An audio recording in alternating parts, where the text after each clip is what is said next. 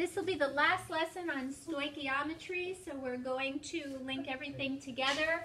You'll see more conversion of quantities. You already know how to identify and explain the importance of limiting reagents. Remember that the limiting reagent determines how much product gets made, and it is used up completely. The other reactant is in excess. You know to use the limiting reagent to calculate the theoretical yield. And today you'll see the last piece of the puzzle on percent yield. We'll be comparing how much substance you generate in the lab to what you should have been able to generate to calculate what's known as a percent yield. And midweek we will be doing the lab, and you will react two substances together and determine your actual as well as percent yield of the salt that you make. In your notes, we're going to pick up with percent yield. Percent yield is different from percent error.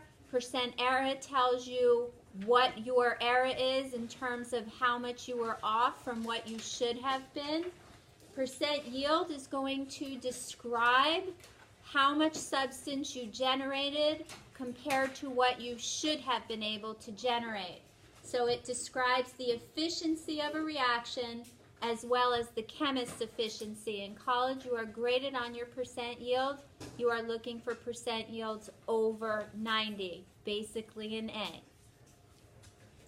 There are a number of reasons why the actual yield, that's the amount of product you make in the lab, and the theoretical yield, how much product you should be able to generate, are not equal to one another.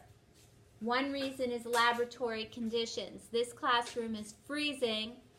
When you lower the temperature, you'll see when we talk about kinetics, at lower temperatures, reaction rates tend to be slower, and as a result, reactions may take longer to complete, so we may not have complete reactions. Temperature is one factor that can affect your actual yield and in turn your percent yield. How pure the reactants are. In the next lab we're going to be using baking soda, and you can buy it at Publix or you can get laboratory grade reagents, and depending on which one you select to use for your experiment may affect your outcome. Sometimes there are side reactions during reactions, so materials don't react completely with what you want them to. They react with a different substance, generating product that's not the product you're looking for. It can be very difficult to get all of the reactants or products out of solution at the end. So there are a number of reasons why your actual yield, that is the amount of substance you generate in the lab experimentally, is not equal to your theoretical yield, the amount of product you're predicted to form. You already know how to determine theoretical yield. You start with the original given of your limiting reagent, and you push it forth in either a mass-to-mass or a mole-to-mass conversion from one substance to another. The new pieces for today, as I mentioned, actual yield is how much product you generate in the lab, typically mass in grams. Unless you're generating a gas, then it might be the volume in mils. Percent yield is equal to actual yield, what you got in the lab, over theoretical yield, what you should have gotten, that's the amount of substance predicted from the limiting reagent, times 100. So we're going to be looking to calculate percent yields. In order to do that, we're going to go back and essentially do everything that we did on Friday, so this will be a really good review of those concepts. The first example, we're going to run through two, and then I've already written a third example for you, very, very similar to the quiz, and hopefully that'll give you everything you need to be successful on quiz 3.2. First example says potassium chloride can be prepared. If it's prepared, it's being made, it's being generated, you got it, it's a product. And that was the biggest issue some of you had on your quiz. It's prepared from potassium carbonate by treating it with hydrochloric acid. The other products include water and CO2. The first thing we want to be able to do is write the balanced equation And this is a super smart class, so a lot of you have flown ahead and you've already done it. So we have potassium carbonate reacting with hydrochloric acid. We want to generate potassium chloride, and the other two products are water and carbon dioxide.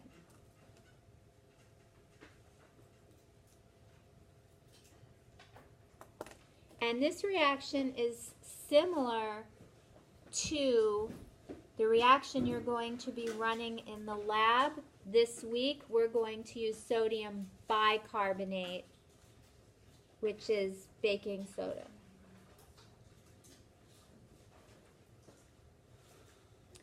So there's my balanced chemical reaction. This reaction is both double replacement and decomp because one of the products gets broken down, and we'll take a look at that in the lab.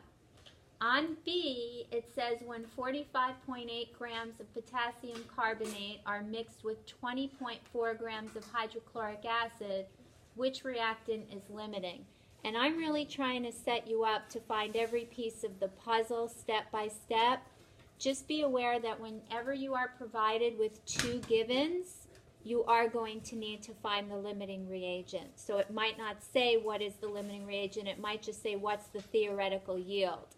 So know whenever you are provided with two givens, you must find the limiting reagent because that is what determines your theoretical yield.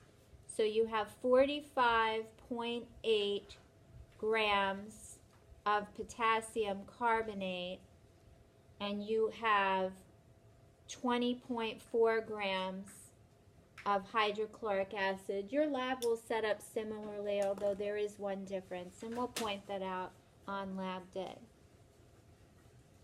If I want to find limiting reagent, what must I do?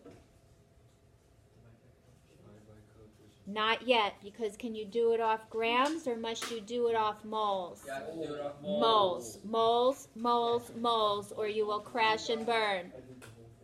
Off moles. And one year, I gave kids the same mass in grams with a 1-to-1 mole ratio, and I got that there's no limiting reagent. No, no, no, no, no. Moles, moles, moles, moles. Please. So 1 mole of anything is equal to its mass in grams from the periodic table.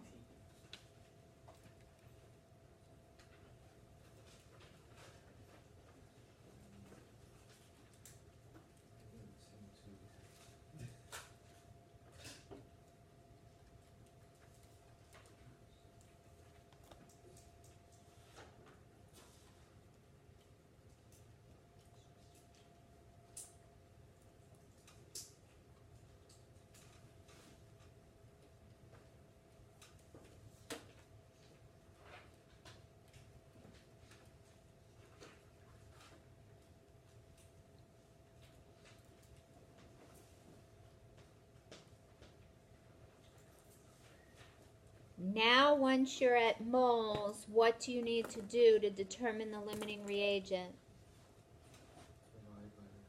Divide by the coefficients. So you're going to have 0.331 moles of potassium carbonate compared to 0.280 moles of HCl. Which quantity is greater? The first one. And therefore, what's your limiting reagent? HCl is the limiting reagent because, go back to your original givens or your equivalent moles of givens, don't compare that, because 20.4 grams of HCl is stoichiometrically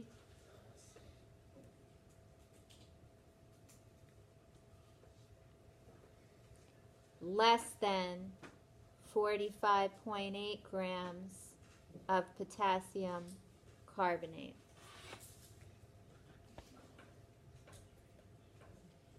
So we have determined that the limiting reagent is hydrochloric acid.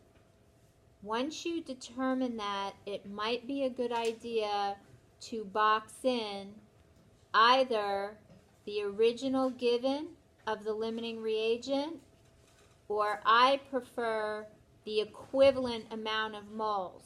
Don't take the one once you've divided it, because you will not calculate your theoretical yield properly. Questions here? This is exactly what we looked at on, for you guys, I believe it was Thursday, Friday, or Wednesday, whatever it was, last week. All right. So we have the limiting reagent. Here's the extra credit component. It says calculate the mass of unreacted excess reagent. So how do we do that? All right, so we're going to look at the given of the excess and do it in moles. 0.331 moles of potassium carbonate. The reacted excess, and you can be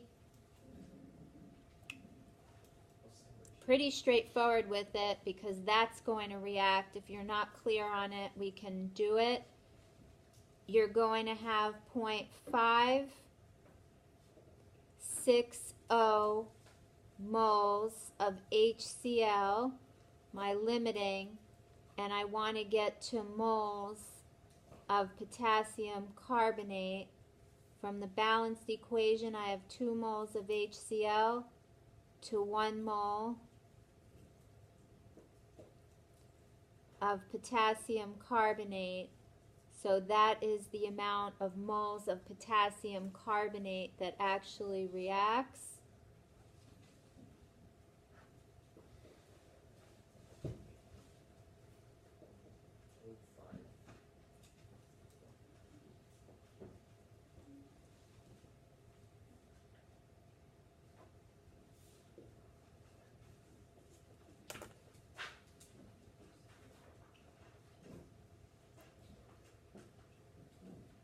Point 0.051 moles of potassium carbonate,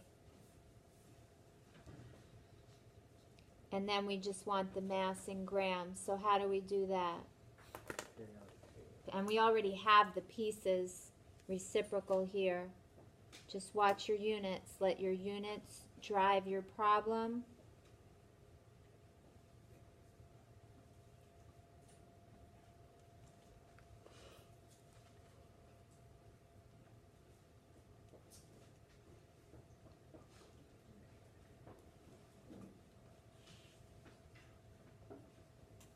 And you have 7.0 grams of potassium carbonate. And again, this is the extra credit component, although this is a very bright class and most of you probably will pick up the extra points there. Can you always just subtract the 2 mole answers you get? Yeah. Yeah. Oh, what do you mean? Like these two? Like, did you have to do all that work again? Will it be a different answer?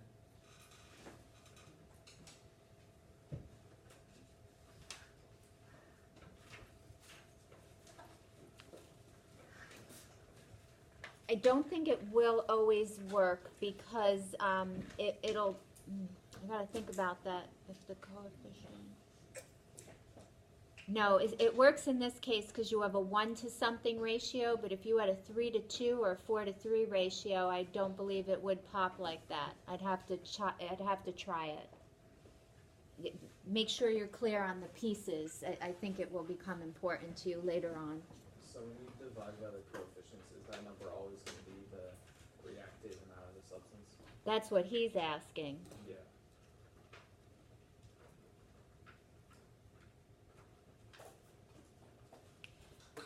I don't think so, because if you had a 3 here, it would change things. Okay, so so you just have to. So I think, yeah, I think so. Let me scribble a couple out, and especially like the last one I didn't ask for the piece. Let me see if it'll work.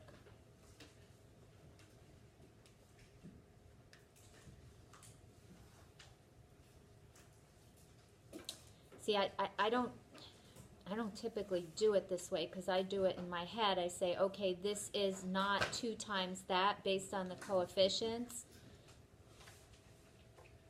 I got to think on that. That's a good question, but let me try it when you don't have a 1 to something ratio, and I'll let you know. All right.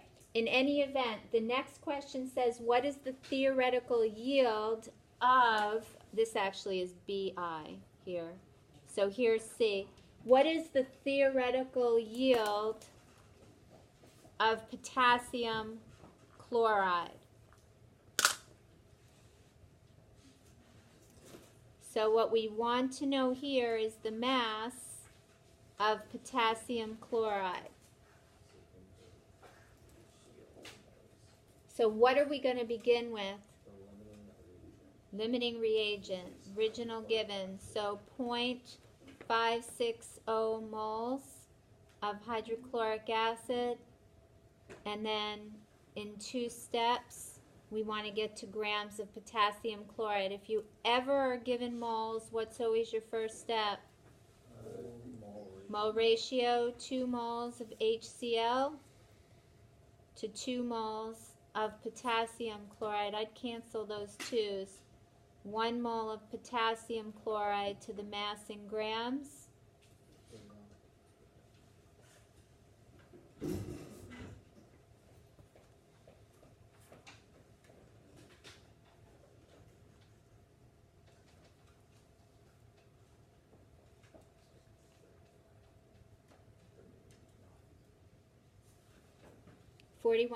.7 grams.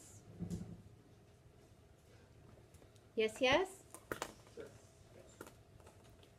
Okay. And that is all review from last time. Here's the new piece. It says if the actual yield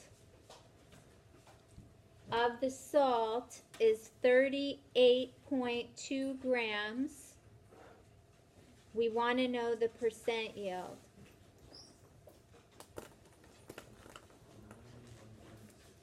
So the percent yield is the actual yield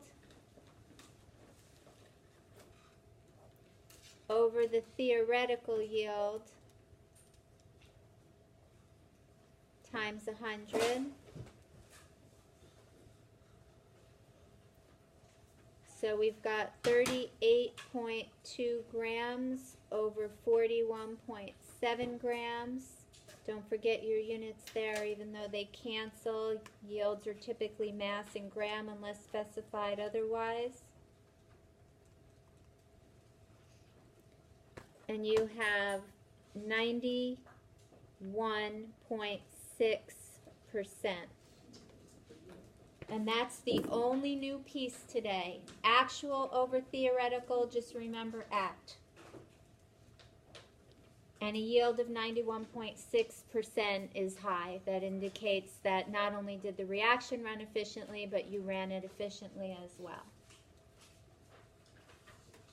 Should you put it to 2 decimal places since it's percent? Nah, it didn't ask for it, and these are in 3 sig, so give it back in 3.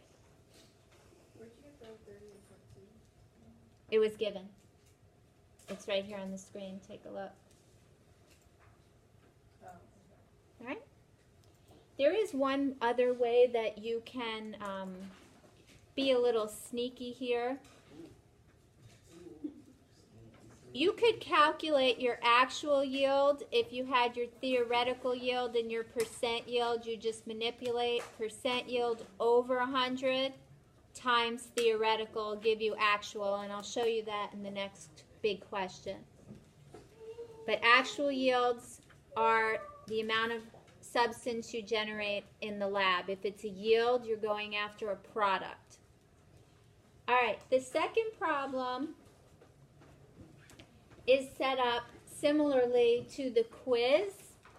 And let's take a minute here to work through, or several minutes to work through this problem here. It says calcium reacts with sodium phosphate. Take a minute to write the balanced equation, and we'll see if our equations match.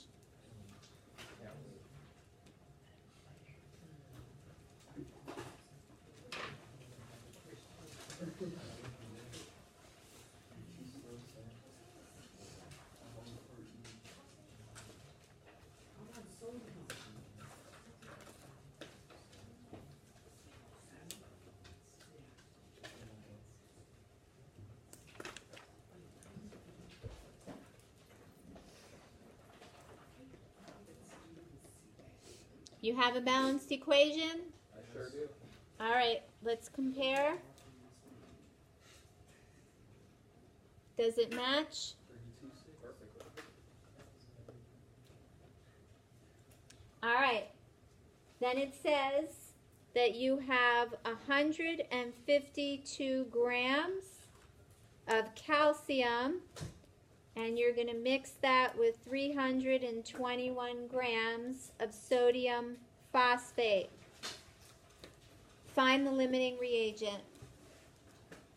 And that question is on the screen that I just flipped to.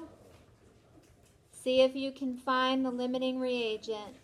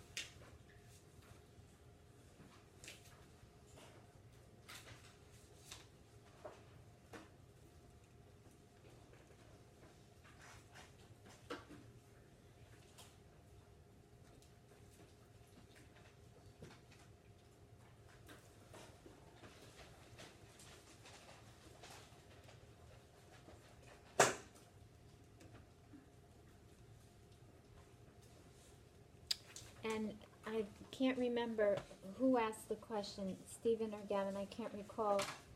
It was what I said, and the answer is no, because if you have ratios of 1 to something, it's going to work. But when you have ratios of 3 to 2 or 4 to 3, unless you reduce that ratio down, like a 3 to 2 ratio is 1.5 to 1, it's not going to work. You're going to have to go after the piece. Okay. All So right? You just have to multiply it By the ratio, if you will. Yeah. And that's what I was thinking, and as soon as I see the numbers here, that's true. Did we get a limiting reagent?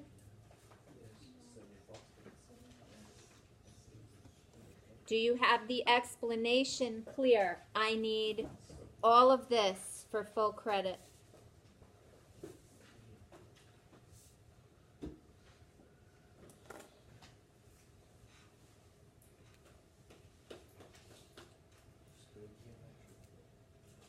I'll take Stoich. That's a long word. Will we get extra credit if we No. symmetrically?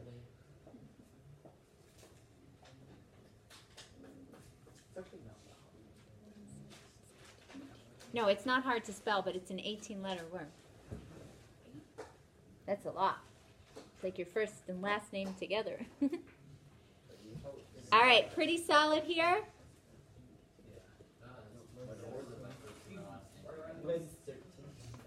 All right, keep it going. I want you to do through D, but I think we will need to do E together. So go through D. See if you can keep it going.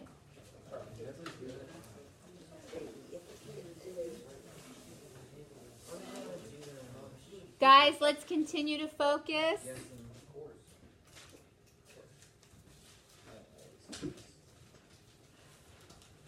What's the given excess?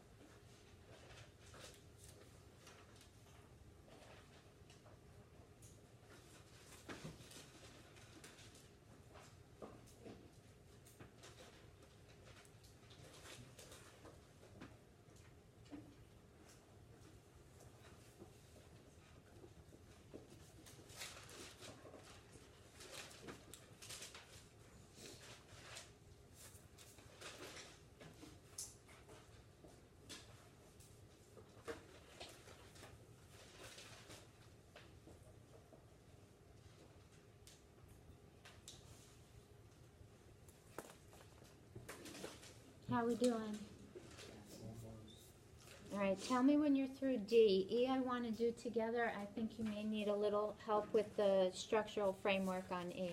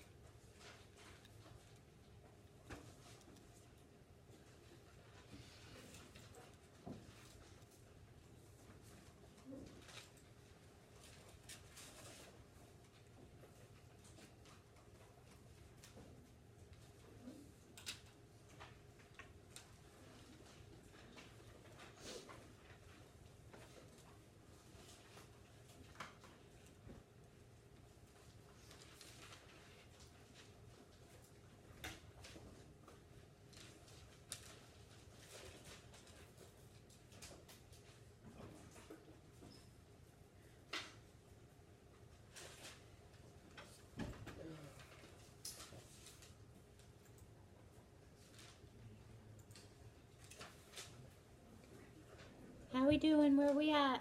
Good, good. Excellent, thank you. Do you have the theoretical yield yet? Yes. Yes? And Not quite? force. Let's see the. Do you have the mass of unreacted excess? Yes.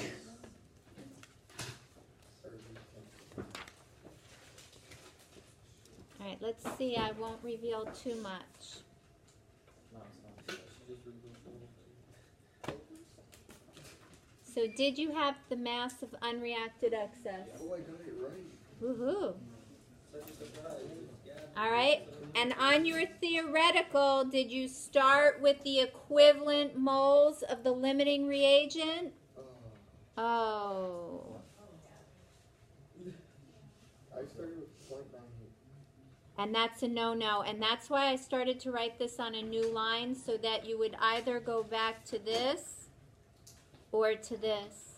I can't see. You go back to the original.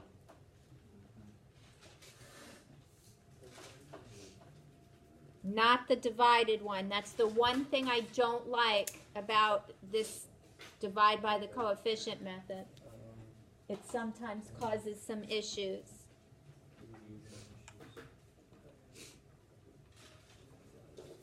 All right, now on D, how do you approach D? You want to get the actual yield. So you need to manipulate this equation, and you get that initially. So you take your percent yield, you divide by 100 or move the decimal 2 to the left and multiply by the theoretical yield that you got in the previous problem, and you should get 101 grams of sodium.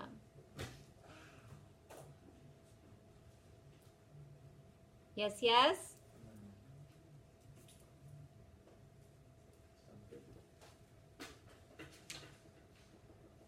All right, the last piece of the puzzle Can you do D slow? with D, you understand your formula, yes? Yeah. I want to solve for this piece right here. So I'm going to divide both sides by 100, get percent yield over 100, and then I'll multiply both sides by theoretical yield. So you would have had, in a stepwise fashion, you'd have actual over theoretical is equal to percent yield over 100. Are you with me? Yeah. And then when you want to solve still for this, you have to multiply both sides by theoretical yield, so that's just going to move over, and then you have that. They gave you the percent yield, move the decimal 2 to the left, and multiply by your theoretical to get your actual. Typically, actual yields are less than theoretical yields because you don't generate as much as your equation predicts. And that can be for all the reasons we talked about. All right, E is a little bit tricky-wicky. Tricky-wicky. You need to be careful with E. It says calculate the theoretical volume of the compound that gets generated. What compound gets generated? Calcium phosphate. And you want the theoretical volume. Look at your density. What unit of volume is in the derived unit for density? Centimeters cubed. So that's what we're going to leave it as because they didn't specify it otherwise. And we want the volume of calcium phosphate. So that's going to go all the way to the right. It's a theoretical volume, so the same thing you go after a theoretical yield. You are going to start it the same way we did here, the equivalent moles of the limiting reagent.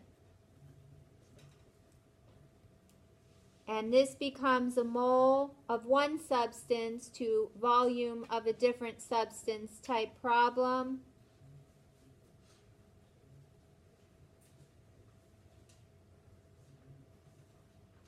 Anytime you start with moles, your first step will be the mole ratio from the balanced equation.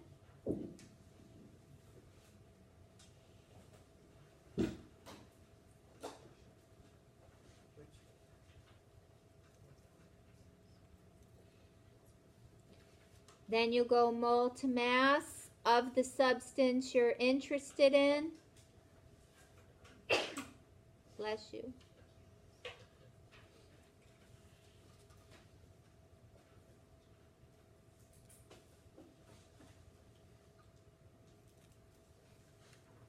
And right here is going to be your density factor. In this case, the reciprocal, because you're solving for volume, as we talked about the other day. The density is 3.14 grams per cubic centimeter. 3.14 grams of that substance, to get that to cancel, and 1 cubic centimeter of the substance.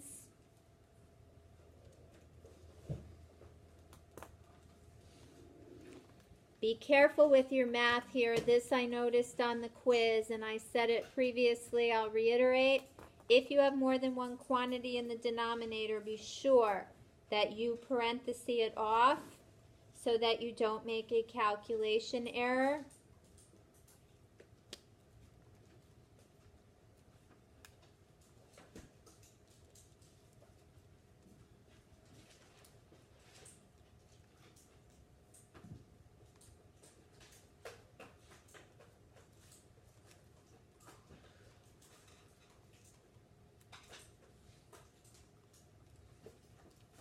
And that's 96.8 cubic centimeters.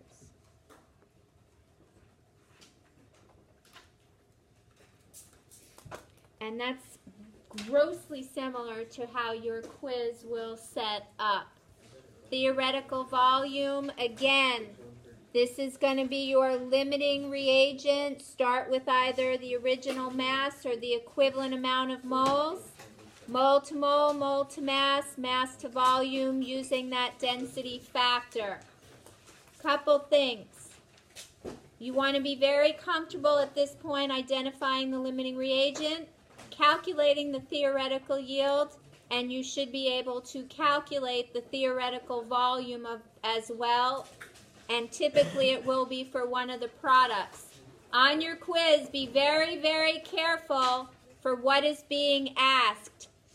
See what's being asked, make sure it's all the way to the right, and let your limiting reagent drive your problem. Percent yield is the key for today. Actual over theoretical times 100. In the laboratory, we're aiming for percent yields over 90, and we'll see how efficient we are with our lab later in the week. Next time, you will get quite a bit of practice time between your classwork. I have also written a problem that I've placed in the Google Classroom for those of you who are a little uncomfortable with it and you don't feel like tomorrow's practice will be sufficient. There is a problem in the Google Classroom that you could work on before you come in next time. I will have it all worked out for you next time so that you can see how you're doing with it. You'll get most of the period next time just to practice, and I will orient you to the lab so that we can process that efficiently.